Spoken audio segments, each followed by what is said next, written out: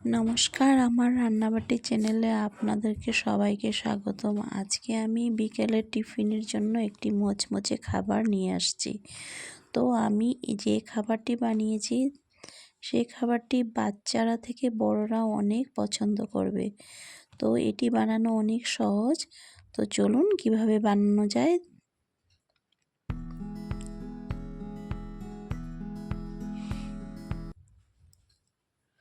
তো আমি এই রেসিপিটি বানানোর জন্য আগে থেকে বেলে রাখা আমি দুটো রুটি নিয়ে নিয়েছি, যেখানে আমি ময়দা আর সুজি ব্যবহার করেছি।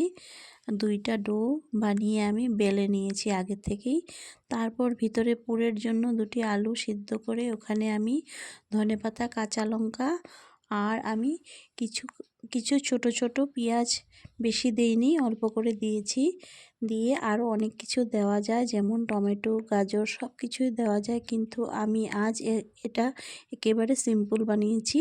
দিয়ে রুটিটাকে ভালো করে লাগিয়ে দিয়েছি। এভাবে লাগানোর পরে আরেকটি রুটি উপরে বসিয়ে চারিদিকে একটু চাপা দিয়ে দিয়েছি যাতে খুলে না যায়।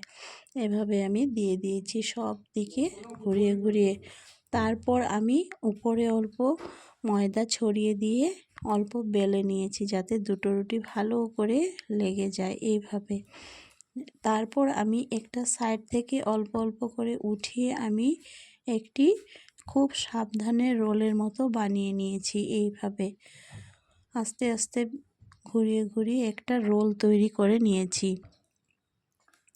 তারপর এটাকে একটি ছুরির সাহায্যে পিস পিস করে আমি কেটে নিয়েছি। এভাবে সবগুলি আমি কেটে নেওয়ার পর একটি একটি করে পিস হাতে নিয়ে চাপা দিয়ে দিয়ে এইভাবে বানিয়ে নিয়েছি। এই দেখুন আমি কিভাবে বানাচ্ছি, ঠিক এইভাবে আপনারাও বানিয়ে নেবেন। দেখুন সবগুলিকে আমি এভাবে বানিয়ে নিয়েছি।